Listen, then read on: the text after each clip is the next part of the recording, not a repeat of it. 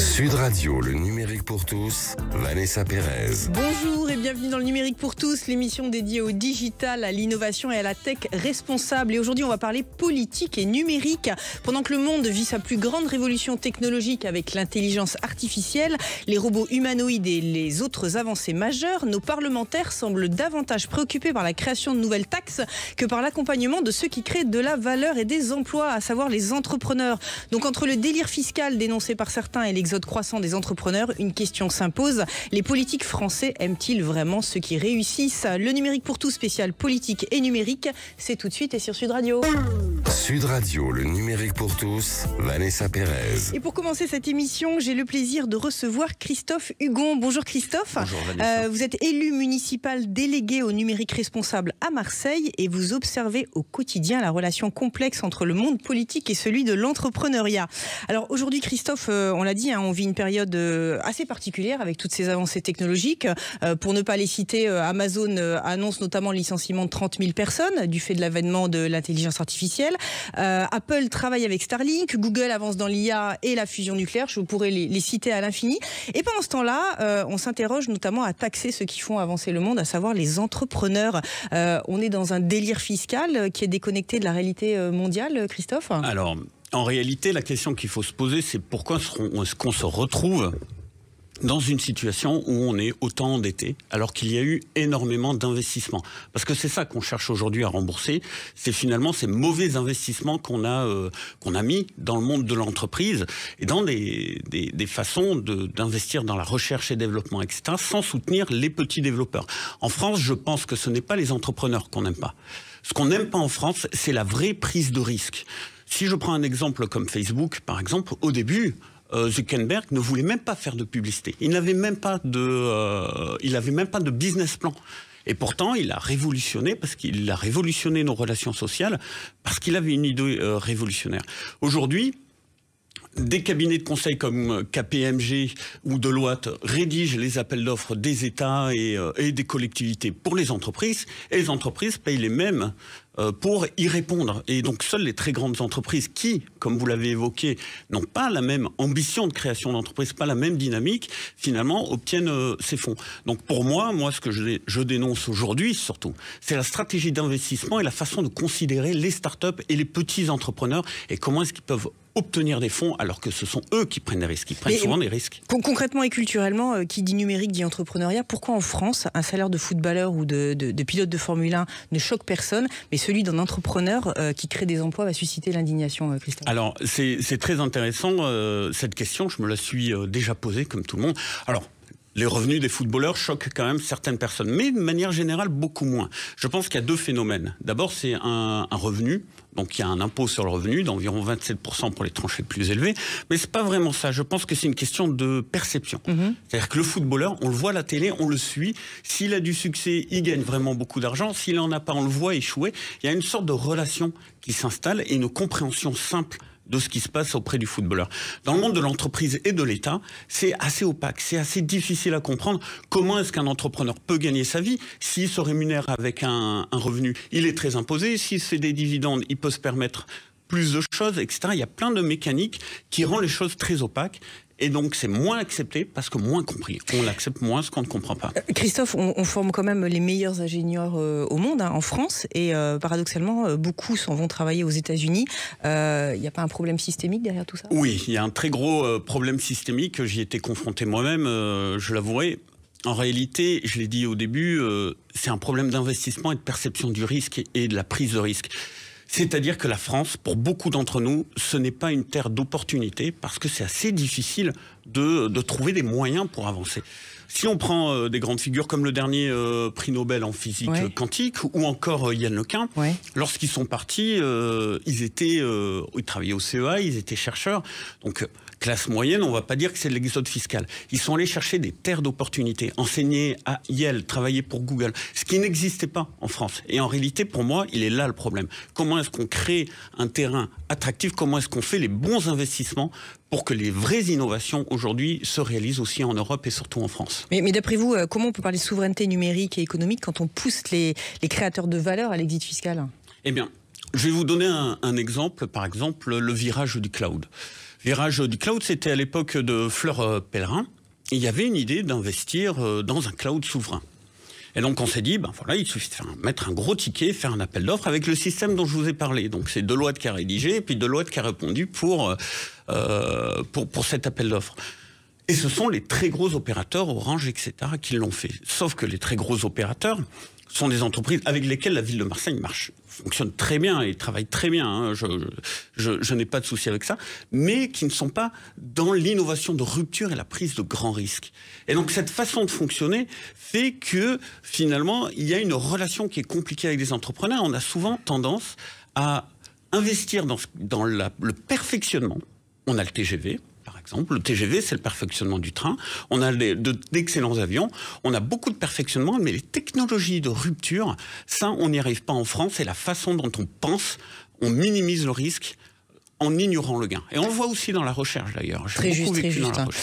Vous parliez d'investissement. Notre président a annoncé 109 milliards d'investissements pour l'IA, les infrastructures. Et pendant ce temps, les députés votent de nouvelles taxes sur ceux qui investissent. Il n'y a pas une contradiction, là aussi, avec ces montants qui sont astronomiques? J'aime beaucoup vos questions, parce que finalement, ça me donne un fil rouge. Finalement, Emmanuel Macron a annoncé 109 milliards, avec 50 milliards publics et le reste de ressources privées, mais peu importe, après la bataille.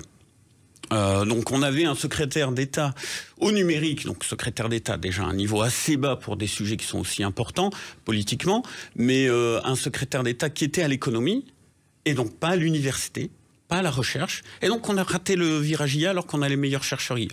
Et une fois que des entreprises à l'étranger ont pris tous les risques, et qu'on sait que ça marche, en France on se dit « Ah ben on va faire de l'IA ». Sauf que maintenant on investit en IA alors qu'on est en train de parler d'une bulle qui risque d'exploser.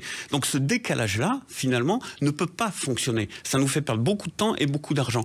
Et pourquoi pendant ce temps-là les députés sont déphasés ? Bien, tout simplement parce que ce travail-là, ça réalisait quoi ? Ça réalisait un désaccord entre le Parlement et la présidence. Donc les propositions ne sont plus en adéquation. Et personnellement, je pense que la réflexion devrait être plus sur la prochaine technologie de rupture, parce qu'aujourd'hui, l'informatique quantique est développée essentiellement aux États-Unis. Et en France, on n'investit pas ou très peu dans l'informatique quantique parce qu'on considère que c'est à risque et que ça n'a pas fait ses preuves. Ce qui est une erreur. On va annoncer 200 milliards quand on saura que l'informatique quantique fonctionne. Un effet d'annonce, quoi, en fait. Christophe, pour conclure, on a aujourd'hui une nouvelle ministre déléguée au numérique en la personne de Anne Le Hénaff. Si vous aviez un message à adresser au monde politique, justement, au regard des... Sur le monde politique, je pense que le message qu'il faut passer, c'est, comme certains pays l'ont compris, le numérique est dans notre quotidien, est dans notre poche. C'est notre divertissement, c'est l'apprentissage, c'est la culture, c'est le travail, c'est la recherche, c'est quelque chose qui fait partie de notre vie. Donc décider la politique responsable, c'est définir la société qu'on veut demain. Le numérique faisant partie intégrante de notre société, il faut qu'on soit en capacité de déterminer quelle société numérique on veut pour demain. Et donc il faut mettre une vraie considération transversale à la politique du numérique, donc un ministère du numérique, tout simplement, qui puisse prendre en compte tous ces facteurs. La défense, on s'est retrouvé en problème de souveraineté avec Microsoft parce que justement il n'y avait pas de lien avec le ministère du numérique. On a mis un secrétaire finalement sur l'IA et les universités. On a abandonné les antennes relais et le déploiement de la fibre à une période où on allait décommissionner, retirer le cuivre.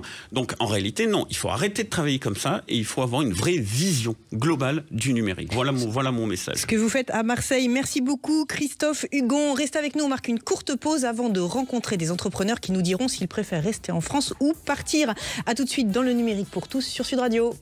Sud Radio, le numérique pour tous, Vanessa Pérez. Et pour continuer cette émission spéciale politique et entrepreneuriat, passons de la vision politique à la réalité terrain avec Vincent Redrado. Vincent, bonjour. Bonjour. Vous êtes entrepreneur et investisseur et notamment président fondateur du Digital Native Group, une société qui accompagne les startups dans leur croissance. Et vous avez fait le choix de rester et de réussir en France. Vincent, dans le contexte actuel, rester entreprendre en France, c'est plutôt un choix rationnel ou un acte de résistance ? Je pense que c'est aucun des deux, c'est juste en fait une évidence. C'est-à-dire, Je trouve ça très facile aujourd'hui d'avoir des entrepreneurs qui ont été éduqués en France, qui ont réussi en France et qui du jour au lendemain, une fois qu'il y a une fiscalité qui bouge, se disent je vais partir à l'étranger. Je trouve que c'est un peu facile. Ils ont été très heureux d'être éduqués en France, comme je l'ai été. Ils ont été très heureux d'avoir potentiellement eu des subventions, des investisseurs locaux. Et aujourd'hui, pour le coup, moi j'ai créé une société qui n'a pas d'investissement, qui est 100% financée par la performance de l'entreprise. Et je trouve qu'aujourd'hui, nos clients, nos développements est français. On va s'internationaliser, donc la question se posera. Mais la question personnelle de développer, de continuer en France est pour moi importante, primordiale, parce que finalement, peu importe les aléas politiques que l'on peut avoir, je pense quand on est entrepreneur, on se concentre sur ce que l'on peut maîtriser. Et ce que l'on peut maîtriser, ce sont ses collaborateurs, ses clients, son entreprise, et pas tout le brouhaha qu'il peut y avoir autour. Vincent, on le reconnaît quand même, la France a l'une des fiscalités les plus lourdes au monde. Comment vous expliquez à un investisseur étranger qu'il doit payer plus de 60% d'impôts sur ses revenus ? Ici. Mais c'est là où c'est un modèle assez compliqué. C'est-à-dire que d'un côté, on a un pays qui est quand même assez extraordinaire pour créer, on le disait, on a des ingénieurs extraordinaires, on a un système éducatif qui est fantastique, on a un système social qui est très protecteur. Et de l'autre, à force d'être trop protecteur, il devient trop difficile et pas assez flexible. On le voit aujourd'hui. On est dans une logique où il y a des innovations très fortes qui changent beaucoup finalement notre façon de travailler, de produire. Et en fait, on est dans l'incapacité de pouvoir réagir rapidement. Je dis pas que c'est extraordinaire aux États-Unis de pouvoir du jour au lendemain recruter 1000 personnes ou licencier 1000 personnes du jour au lendemain. Et on devrait trouver un modèle social un peu plus équilibré, comme on l'a typiquement en Allemagne. Mais en France, on est allé un peu loin, ce qui nous enlève de la flexibilité, que ce soit sur la partie fiscale. Mais finalement, la partie fiscale, elle n'est pas tant sur le pourcentage, elle est sur la cohérence dans la durée. On a beaucoup parlé de la taxe Zuckman qui vise à taxer encore davantage la richesse et la réussite sans réduire la dépense publique. C'est un signal que vous qualifieriez de positif ou négatif qui est envoyé aux entrepreneurs et aux investisseurs ? Mais je dirais négatif surtout par la bêtise de la demande. C'est-à-dire que soit on comprend un minimum comment fonctionne l'économie et la partie capitalistique d'une entreprise, soit on la comprend pas. Et la taxe Zuckman, en fait, il ne la comprend pas. Je vous donne un exemple. Moi, je suis entrepreneur et j'ai beaucoup d'amis entrepreneurs qui sont pas du tout contre avoir une flat tax qui remonte, qui sont pas du tout contre d'avoir un impact fiscal un peu plus fort. Par contre, ça veut dire que quand on remonte la flat tax, c'est lors d'une liquidité. Donc, on a la capacité de payer. La taxe Zuckman, c'est on n'a pas la capacité de payer parce que potentiellement, c'est pas liquide. Il faut pas comprendre le capital et la liquidité. Ça, beaucoup de personnes l'ont expliqué.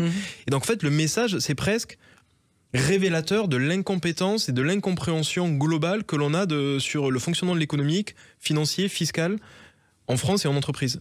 Alors justement, si vous deviez qualifier les freins culturels et administratifs qui handicapent l'entrepreneuriat français et vous au quotidien, qu'est-ce qui vous gêne ? Vous avez parlé du manque d'agilité, qu'est-ce qui vous gêne dramatiquement et qu'est-ce qu'il faudrait faire évoluer dans les mentalités ? Je pense qu'on en revient à un système qui est sur la partie éducation. Aujourd'hui, quelle personne qui sort du bac c'est comment est structurée une fiche de paie. Combien l'entreprise paie pour que la personne elle ait X en net. C'est quand même extraordinaire. Moi, je fais cet exercice au sein de mes collaborateurs. Ils ont tous un Excel où quand ils demandent une augmentation, en fait, ils voient le coût de la société et ce qu'ils vont toucher en net. Personne, en fait, est éduqué financièrement et fiscalement sur ce que ça veut dire. Mais on le voit sur toutes les professions. Que ce soit un caissier, un entrepreneur. Moi, en sortie d'école de commerce, je connaissais rien à la fiscalité et à la finance. C'est la même chose pour un médecin, un naturopathe ou d'autres personnes. En fait, on leur apprend pas comment gérer une entreprise, ça veut dire quoi financièrement. Donc je pense que la base de la base, c'est éduquer, arrêter de parler de théorie, juste de manière très pragmatique. Combien fonctionne une fiche de paie, combien fonctionne une facture, combien fonctionne une TVA, pour en fait arriver à des choses extrêmement basiques. Moi, j'éduque aujourd'hui mes collaborateurs en leur disant, mais quand on facture, on n'a pas encaissé l'argent encore. Il y a une grande différence entre facturation et encaissement. C'est clair, le BABA. Ou recouvrement. Complètement. Mais on revient à des choses extrêmement basiques et je pense que ça revient à l'éducation, et je ne parle pas d'éducation quand on est à l'école supérieure, mais au collège, au lycée, parce que tout le monde ne fait pas d'école supérieure, il faut que tout le monde soit éduqué à ce que c'est la finance basique. À tous ceux qui voudraient quitter la France ou à ceux qui veulent se lancer dans l'entrepreneuriat en France, est-ce que vous pourriez nous éclairer, vous qui au quotidien voyez les atouts de ce pays, des atouts qu'on sous-estime? C'est quoi ces atouts? Alors je vais être un peu direct, ceux qui veulent quitter la France, allez-y. Mais par contre, l'État devra enchaîner des conséquences. Choisir, c'est renoncer. Vous partez, vous renoncez à être soigné en France, vous renoncez à ce que vos enfants soient éduqués en France, et quand vous revenez, vous paierez les impôts que vous n'avez pas payés pendant X années. Ça peut pas être je profite de l'État français, j'en suis très heureux, je vends, j'ai de l'argent, je vais à Dubaï ou je sais pas où, et quand je reviens, tout est normal. Non, donc on assume ses conséquences. Quand on a un dirigeant, on assume ses conséquences au quotidien. Je vois pas pourquoi un dirigeant qui partirait ne devrait pas le faire. Et par contre, pourquoi créer en France? Mais il faut quand même pas oublier que on parle énormément de la situation française et malheureusement on risque d'arriver à un point de rupture où on va devoir changer des choses dans le dur et il n'y aura plus le temps à la discussion qu'on voit depuis des semaines et des semaines. C'est arrivé en Italie, c'est arrivé en Grèce, c'est arrivé en Espagne. À un moment, la France, vous voulez discuter, on va arrêter de discuter et on n'aura plus le choix. Mais entre-temps, il y a quand même un capital français qui est quand même extraordinaire. On parlait en forme des scientifiques fantastiques. On a un patrimoine historique, culturel qui est l'un des plus beaux au monde. On a des choses extraordinaires. On a aussi des choses, c'est tout bête, mais on fait partie des rares pays en Europe qui avons l'arme nucléaire, qui avons une indépendance alimentaire, une indépendance d'eau. Enfin, on a plein de choses qui sont assez extraordinaires qu'on sous-estime parce qu'on est tout le temps dans une logique d'opposition de posture. Et de ralage, tout à fait. Vincent, pour conclure, si vous aviez 30 secondes face à nos députés et ministres, quel message aimeriez-vous faire passer pour libérer un peu l'entrepreneuriat français et encourager les vocations ? En fait, c'est assez marrant que vous me posiez cette question aujourd'hui parce que je regardais hier un député, je ne sais même plus de quel bord il était, pour tout vous dire, qui disait hier à l'Assemblée 99% des gens dans l'Assemblée nationale n'ont jamais créé une entreprise et n'ont jamais parlé à des entrepreneurs. Ça fait peur. Donc en fait, je dirais juste laissez-nous bosser. Est-ce qu'il y a des brebis galeuses parmi les entrepreneurs ? Oui. Est-ce qu'il y en a parmi les collaborateurs ? Oui. Est-ce qu'il y en a parmi les politiques ? Oui, il y en a partout. Mais en grande majorité, partons du principe qu'on veut juste faire du bien et quand on crée une entreprise, on crée des collaborateurs, on paie de l'IS, on paie de l'IR, on paie la TVA, on paie l'URSSAF. Donc en fait, ça sert la collectivité au global. Et donc laissez-nous bosser. Et pour nous laisser bosser, je parle même pas d'augmenter ou de baisser la fiscalité, c'est même pas ça. Juste donnez-nous une ligne. Et s'il vous plaît, tenez-vous. On a besoin que ça soit tenu. C'est la priorité. Merci beaucoup Vincent Redrado, président fondateur du Digital Native Group. Et pour terminer cette émission, j'accueille un entrepreneur qui incarne à lui seul 3 cultures, 3 visions du monde, puisqu'il exerce son activité en France, au Canada et en Israël. Mais toujours avec la même conviction, le numérique n'a pas de frontières, seul comptent les idées et leur impact. Cyril Darmon, bonjour. Bonjour Vanessa. Vous êtes aujourd'hui le président de Biblos AI, une start-up dans le domaine de l'IA. Déjà, avant de commencer, est-ce que vous pourriez nous donner un éclairage sur les différences fondamentales entre entreprendre en France, en Israël et au Canada, Cyril ? Tout à fait, c'est 3 cultures. Déjà, c'est 3 cultures différentes. D'abord au Canada, parce que on est sur des entreprises liées à la confiance, à la bienveillance. On est sur un développement où l'écosystème favorise d'une façon générale le développement de l'entreprise. Alors bien sûr, on n'est pas dans le pays des bisounours, hein. On est quand même en Amérique du Nord avec une forte culture américaine, mais on a toujours cette bienveillance au Canada qui permet aux chefs d'entreprise de se développer sereinement. En Israël, c'est un peu différent parce que on a la culture du risque. C'est un pays qui est en guerre, qui est dur à vivre et la plupart du temps l'innovation fait partie de l'ADN des Israéliens et les investisseurs investissent à tour de bras en Israël, même si en fin de compte le produit n'est pas terminé. C'est pas grave, on va vite, on va très vite, c'est brutal, mais on fabrique le produit. En France, c'est différent.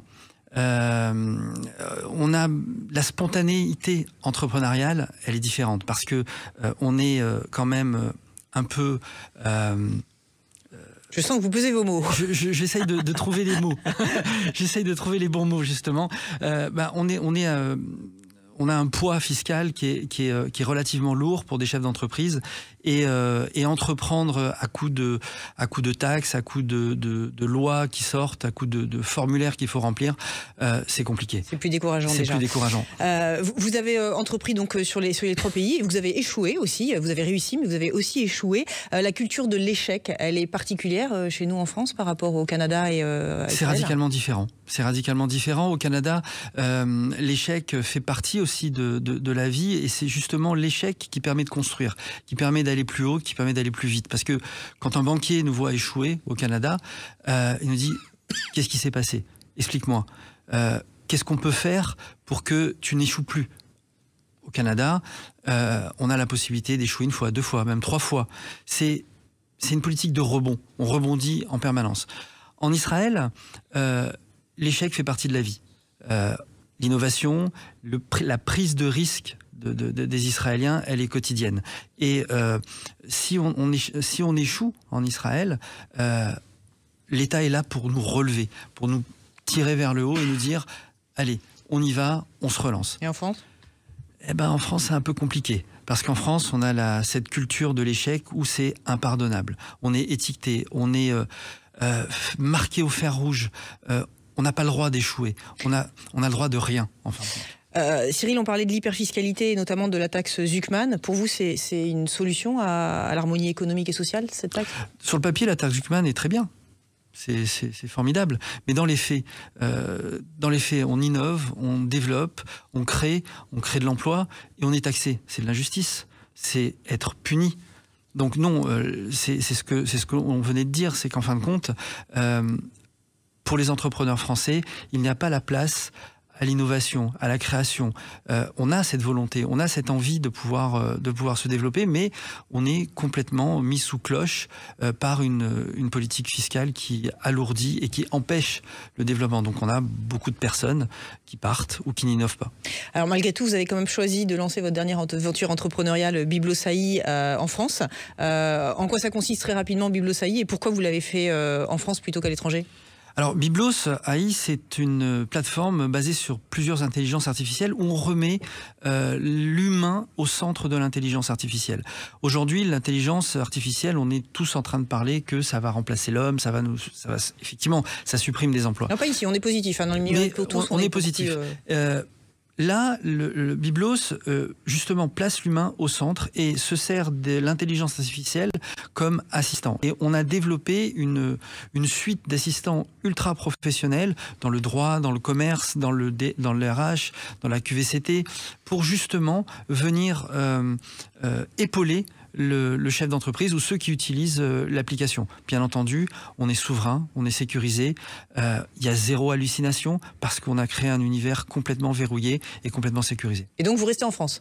Et donc on reste en France. Pourquoi ? D'abord parce que j'ai la foi, parce que j'ai étudié en France, parce que j'ai eu mes diplômes en France et parce que je trouve que développer une intelligence artificielle comme ça en France permet de redonner des valeurs au pays et surtout d'être français et européen. Merci beaucoup Cyril Darmon, fondateur de Biblos.ai. Le numérique pour tous, c'est fini pour aujourd'hui. Et pour prolonger la discussion, on se retrouve sur vos réseaux sociaux préférés et ceux de nos invités. Il est temps pour moi de vous souhaiter une excellente fin de week-end et de vous dire à la semaine prochaine.